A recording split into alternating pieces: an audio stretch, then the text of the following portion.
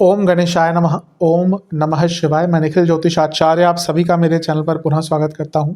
आशा करता हूं कि आप सभी स्वस्थ होंगे। महादेव की कृपा आप सभी पर सदैव बनी रहे। ये वीडियो मेष यानी कि एरियस के लिए अत्यंत विशेष है, क्योंकि वीडियो है आने वाले सप्ताह यानी कि 10 से 16 मार्च 2025 के साप्ताहिक राशिफल के बारे में। कैसा रहेगा आने वाला सप्ताह मेष के लिए। मेरा साप्ताहिक राशिफल प्रमुखतः चंद्रमा और उनकी गति पर आधारित होता है। चंद्रमा एक बहुत विशेष ग्रह है। उनकी विशेषता ये भी है कि वो बहुत तेज़ भागते हैं, 2.25 से 2.5 दिन में राशि बदल लेते हैं। और उनकी विशेषता ये भी है कि वो मन के कारक हैं और जिस भी भाव में जाते हैं उसको बहुत एक्टिवेट कर देते हैं। ग्रहों से संबंध बनाते हैं, राशियों से संबंध बनाते हैं, उनको एक्टिवेट कर देते हैं। इसीलिए पूरे हफ्ते में हमारा स्वभाव बदलता है और इसलिए पूरे हफ्ते में जो डे टू डे एक्टिविटीज़ होती हैं उस पर चंद्रमा का प्रभाव बहुत होता है। तो इस प्रभाव को जानने के लिए, समझने के लिए ये जो राशिफल है बहुत महत्वपूर्ण होता है। यदि आपकी लग्न राशि या चंद्र राशि मेष है, दोनों ही गाइडेंस के लिए इस राशिफल को देख सकते हैं। जहाँ से आपको सूट करता है, लेट करता है, वहाँ से देखिए। व्यक्तिगत तौर पे मेरा मानना है कि लग्न से देखेंगे तो अच्छा, इनकेस नहीं पता तो अपनी चंद्र राशि से भी इसको ऑब्जर्व कर सकते हैं। बस टेक्निकली अलग अलग राशिफल नहीं बन सकते। 10 मार्च को चंद्रमा ऑलरेडी आपके चौथे भाव में ही रहेंगे, यानी कि कर्क में, और 12 मार्च सुबह के 3 बजे तक यहीं पर रहेंगे। चंद्रमा का चौथे भाव में आना मिश्रित रिजल्ट देता है। अपनी राशि में है तो एक प्रकार से राजयोग बना रहे हैं, इसमें कोई दो राय नहीं है।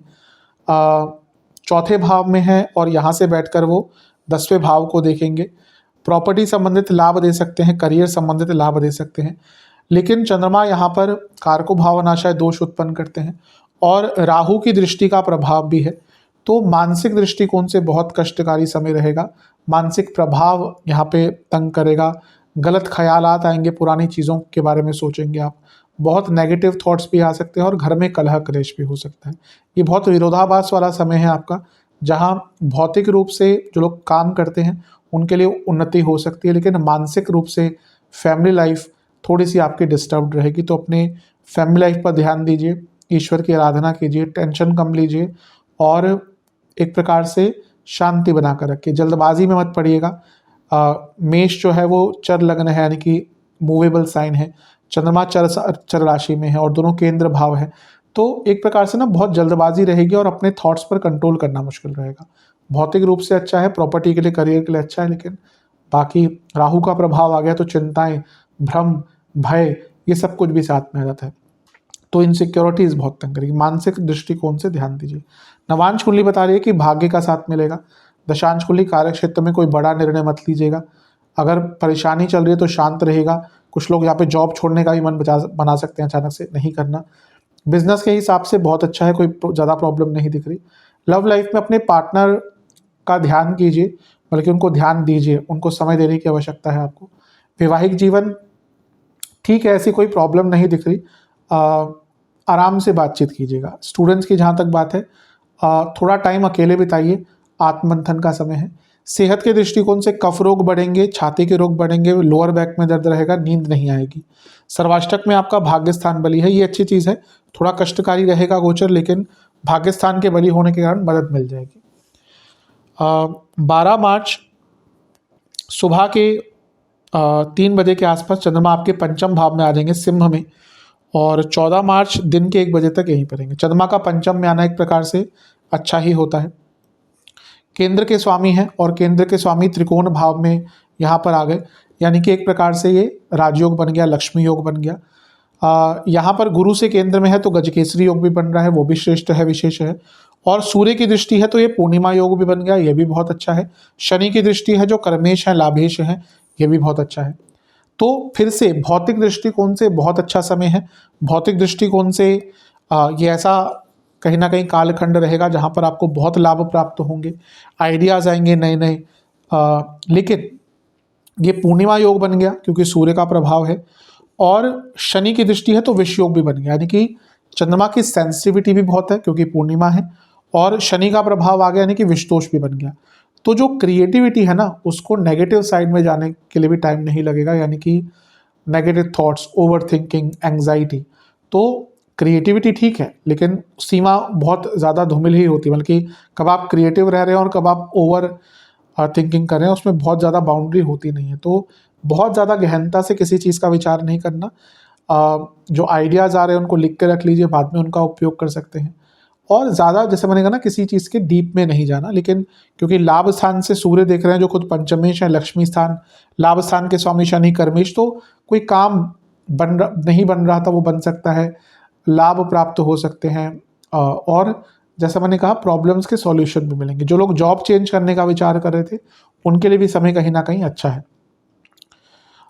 नवांश कुंडली बता रही है कि हर चीज़ को एक्सेप्ट मत कीजिएगा। यहाँ पे ना कहना आना बहुत मुश्किल, बहुत आसान, बहुत इंपॉर्टेंट रहेगा आपके लिए। हर चीज़ को हाँ मत कहिएगा जो आप कंफर्टेबल नहीं हो। दशांश ये पर्सनल और प्रोफेशनल दोनों ही लाइफ में कहूँगा। दशांश कुंडली कार्य क्षेत्र में ठीक है, बस जैसा मैंने कहा ओवर इंडल्ज किसी चीज़ में नहीं होना। बिजनेस के दृष्टिकोण से लाभ मिलेगा, कोई पुराना रुका हुआ कार्य पूर्ण होगा, कुछ रिकवरी भी यहाँ पर पैसे की हो सकती है। लव लाइफ की जहाँ तक बात है, रिलैक्स रहिएगा, बहुत ओवर एंथुजियाज्म रहेगा जो तंग करेगा। वैवाहिक जीवन ठीक है, ऐसी कोई दिक्कत नहीं दिख रही, फ्रेंडली एटमॉस्फेयर रखिएगा। स्टूडेंट्स की जहाँ तक बात है, आपको गाइडेंस की आवश्यकता दिख रही है इस टाइम पे, तो किसी बड़े से बात करके अवश्य गाइडेंस यहाँ पर लीजिएगा। सेहत की जहाँ तक बात है, एंग्जाइटी, पेट के रोग, नसों के रोग तंग करेंगे, हड्डियों के रोग तंग करेंगे। सर्वाष्टक में फिर से भाग्य स्थान बली है, भाग्य चमकेगा अवश्य इस वर्ष, क्योंकि इस हफ्ते में क्योंकि पूरे हफ्ते ही कहीं ना कहीं मैं आगे कभी देख रहा था भाग्य स्थान बहुत बली है आपका, तो कष्ट आएंगे, लेकिन भाग्य के साथ देने के कारण कई कष्टों से निकल भी जाएंगे। हफ्ते के अंतिम भाग में यानी कि 14 मार्च को चंद्रमा आपके छठे भाव यानी कि कन्या में आकर विराजमान हो जाएंगे, और दिन के 1 बजे के आसपास ये होगा, और सप्ताह के अंत तक यहीं पर रहेंगे। इसी दिन सूर्य का गोचर भी हो जाएगा और वो भी आपके 12वें घर में आ जाएंगे। अब देखिए यहाँ पर थोड़ा सा कष्ट है, कारण क्या है, पहला तो छठे घर में केतु के साथ आ गए, ग्रहण दोष लग गया, छठे घर का प्रभाव आ गया, चौथे घर के स्वामी इमोशंस के कारक, बहुत व्यर्थ की चिंताएं। अंतिम जो भाग है ना हफ्ते का, यहाँ पे व्यर्थ की चिंताएं भरपूर रहने वाली हैं। क्यों? क्योंकि ये वो टाइम भी होगा जब एक ग्रहण दोष तो लग ही रहा है जो ज्योतिषीय दोष होता है। इस दिन चंद्र ग्रहण भी होगा। मैं हमेशा बताता हूँ, एक ग्रहण होते जो खगोलीय घटना होती है, एक जो कुंडली के दोष होते हैं ग्रहण दोष, तो यहाँ पे ग्रहण दोष भी है, ग्रहण भी लग रहा है, और इतने सारे ग्रहों का प्रभाव चंद्रमा पर। हफ्ते का अंतिम भाग बहुत कष्टकारी जाने वाला है मानसिक रूप से, स्पेशली जिनकी कुंडली में चंद्रमा बहुत खराब है उनके लिए, जिनको मानसिक कोई रोग है उनके लिए बहुत कष्टकारी टाइम होगा। पूर्णिमा का समय फिर से लग गया, पूर्णिमा योग फिर से बन गया ये, क्योंकि सूर्य का प्रभाव फिर से आ गया। मैंने कहा तिथि और पूर्णिमा योग में फर्क होता है, एक तो पंचांग की तिथि होती है, एक पूर्णिमा योग होता है, फर्क है इसमें। यहाँ पे बुध का प्रभाव है, शुक्र का प्रभाव है, राहु का प्रभाव है, केतु का प्रभाव है, तो एक प्रकार से बहुत कंफ्यूजन रहेगी, मानसिक रूप से बहुत परेशान ये हफ्ते का अंतिम भाग करने वाला है। कार्य ये अर्थ त्रिकोण में है तो कोई लीगल कार्य पूर्ण हो सकता है, कार्य क्षेत्र में अच्छा काम करेंगे, लेकिन मानसिक दृष्टिकोण बहुत कष्टकारी। चंद्र मंगल योग भी यहाँ पे एक प्रकार से बन रहा है, क्योंकि मंगल की यहाँ पे पूर्ण दृष्टि है छठे घर पे, यानी कि चंद्रमा पर मंगल की दृष्टि है। ये पैसों के लिए फिर से अच्छा है, लेकिन मानसिक दृष्टिकोण से बहुत ज़्यादा ध्यान देना है, क्योंकि इतने सारे ग्रहों का प्रभाव, चंद्र ग्रहण, ये होली के आसपास का टाइम भी होगा, तो तंत्र बाधाएं भी यहाँ पर बहुत होती है, बहुत केयरफुल यहाँ पर रहने की आवश्यकता है आपको। कोई बड़ा निर्णय मत ले यहाँ पर। नवांश कुंडली बता रही है कि पेशेंस दिखाने की आवश्यकता, जैसे मैंने भी कहा बहुत पेशेंस दिखानी पड़ेगी। दशांश कुंडली कार्य क्षेत्र में कंपटीशन बहुत रहेगा, लेकिन अच्छा काम कर पाएंगे। बिजनेस में ज़्यादा कोई रिस्क ना लें, नुकसान होगा। लव लाइफ में सकारात्मकता बनाकर रखें, छोटी छोटी बातों पर होप खो देंगे, यहाँ पे थोड़ा सा उत्साह और होप बनाकर रखनी है। बिजनेस की जहाँ तक बात है, वैवाहिक जीवन की जहाँ तक बात है, हर चीज़ पर रिएक्ट मत कीजिएगा।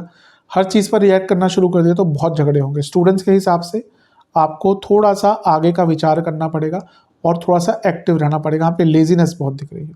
सेहत की जहाँ तक बात है, पेट के रोग रहेंगे, इंडाइजेशन रहेगा, बीपी की प्रॉब्लम तंग करेगी। सर्वाष्टक में आपका फिर से भाग्य स्थान बली है, ये बहुत अच्छी चीज़ है इस हफ्ते की, भाग्य स्थान पूरे हफ्ते बली है, तो पहली चीज़ तो भाग्य का साथ मिलेगा। दूसरा, अपने इष्ट की आराधना कीजिएगा, उससे भी इन चीज़ों से निकलने का मौका मिलेगा।